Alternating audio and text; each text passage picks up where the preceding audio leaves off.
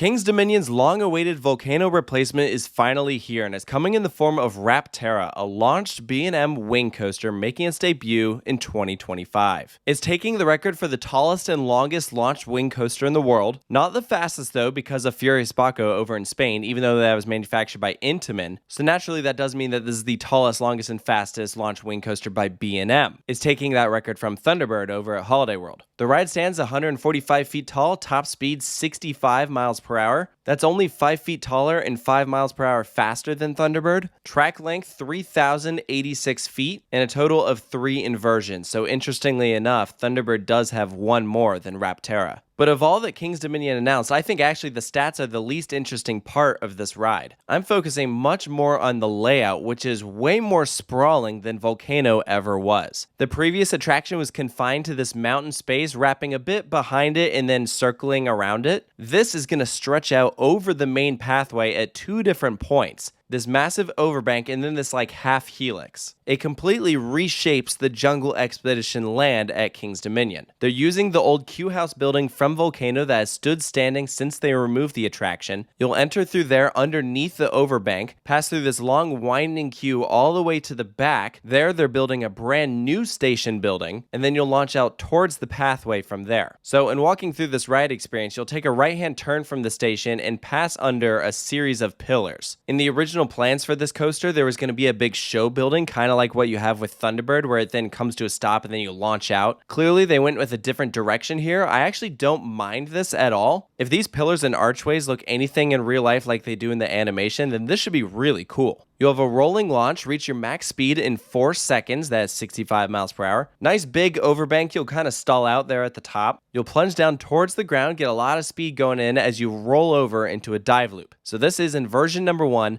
I love that they incorporated this element because the other B&M coaster in the park, Dominator, does not have a dive loop like this. So when they were picking out elements, they made sure that the experience would feel nothing like the pre-existing ride in this park. Which actually, in case you're wondering, this is the first ground-up B&M coaster built at King's Dominion because Dominator was a relocation. So very, very cool to see. And getting back to the dive loop, I actually am a big fan of this element. I much prefer it to an Immelman where you start at the bottom and then come out at the top. That's the big first moment on Thunderbird. So I like that here you're starting at the top going down to the ground. Afterwards, you'll rise up into this big S-turn. If you're riding on the left-hand side of this thing, as you can see here in the POV, it looks like you're actually going to get thrown through a pretty wide axis turn. We'll have to wait and see if riders will get any whip there when the ride actually opens. But next we have that half helix that goes out over the pathway. This is just going to give some amazing visuals for those standing on the ground. Friends and family will be able to watch their loved ones just pass right over their heads. And this is also a pretty tight moment. I think you're going to pull some good G-forces there. Maybe even potential for a gray out? We'll have to wait and see. Exiting this turn should be pretty interesting. There's a brief pop-up as you're like banked to the side, and then you'll twist out the other direction. I'm curious to know what that'll feel like, and then that throws you into inversion number 2, a corkscrew. And from the looks in the POVs, I think you'll just slowly roll through this. There's a good chance for some hang time. Following that, you'll pop over the launch in those pillars into an airtime hill. Now, I normally am not a huge fan of airtime hills on wing coasters, because to me, these are really inversion-focused rides, and I feel like with the vest and just the seating configuration, you don't typically get a lot of airtime. I'm not a big fan of the big hill on Gatekeeper. The one on Phoenix at Toverland is actually pretty solid. I'm hoping that it's more akin to that one. It'll be interesting to see, and then that sends you into your final inversion. They've nicknamed it the Raptor roll. The actual terminology for it is a Heartline roll. For me, this is the number 1 place that I would change anything about Rapterra, and that is add a near-miss moment. I think this is the best gimmick that comes with a wing coaster. Some sort of large object or keyhole that the train can just thread past, narrowly missing. They work so well, and currently Rapterra does not have one. But it is not too late because they don't have to change anything about the layout. All they have to do is add in some sort of structure. Since we're in Jungle Expedition, they could add in some sort of temple, maybe some fake tree limbs. There could be a figure of like an actual jungle hawk, maybe a research barn. The possibilities are endless. But I feel like because this Heartline roll is so low to the ground, there's a lot of different places that you could add in some sort of element like this. And what a perfect finale that would be to the ride. So fingers crossed that that's in the works, but then you take this right-hand bank into the final brake run, and that's it. Overall, it is a pretty solid layout. You'll notice just how large this ride is, which means that a lot of these elements are more drawn out, which I think that comes with its pros and cons. The pros are you get higher speeds, cover a wider area, but I do wonder if that means it won't be quite as forceful maybe. Some of the tighter, more compact wing coasters, in my opinion, give more memorable experiences. So to be frank, I'm not sure yet where Rapterra is going to rank in terms of the B&M wing coaster collection. I hope towards the top. I really like the launch on Thunderbird, and I like that they went with the 5-car trains that you have from that attraction as well. Even though it means in theory less capacity, I think the tighter trains work in the ride's advantage. Those 8-car trains can just be too drawn out sometimes. So in theory, that should allow this vehicle to move through these moments in a swift way. I think that's one of the aspects that makes Thunderbird my current favorite wing coaster. A couple other non-layout points. I'm a big fan of the color scheme. I think it really works in the Jungle Expedition area. It's a different shade of green than what you have with Toonbeely. It should make for some really nice photos. I'm curious to see if this ride will have a locker policy or if they'll have bins in place. A lot of the newer roller coasters in the former Cedar Fair chain all have lockers, but it's also pretty common for wing coasters to have bins, so that's something to keep an eye on. I'm curious to see what theming they'll put in place during the queue. I was a big fan of how they decorated Toonbeely, so if they do something similar here to tie it all together, I think she'll look really, really nice. But I think overall, this should be a big crowd pleaser. You know, King's Dominion has been a hit or miss when it comes to new roller coasters in terms of pulling in the numbers.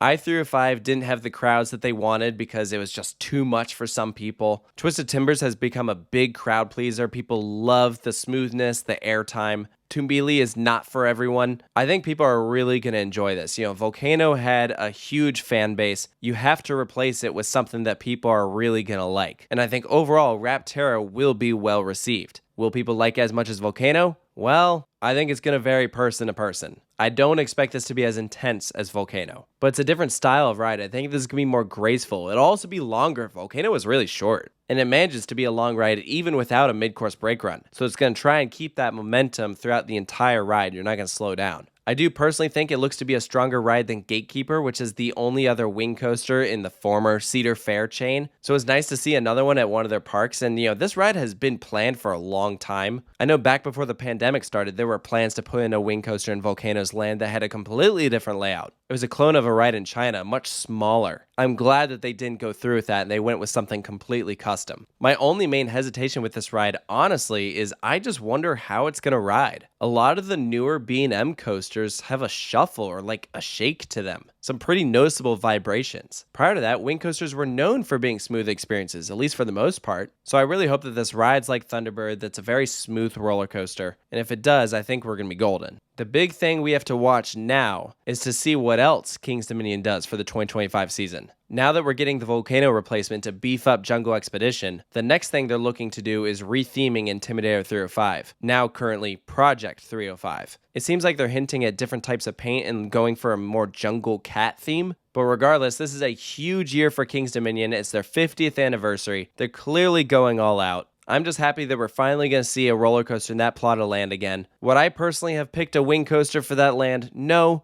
But I also completely understand it. King's Dominion has some pretty aggressive rides like Twisted Timbers and Intimidator 305. I think they needed a ride like this, and I'm really thrilled that they went with the launch version instead of a lift hill. So there's a lot to look forward to. Let me know down in the comments below what you think of Rapterra coming to King's Dominion in 2025. If you agree with the points that I brought up, and of course stay tuned for more here at Coaster Studios, and I'll see you next time.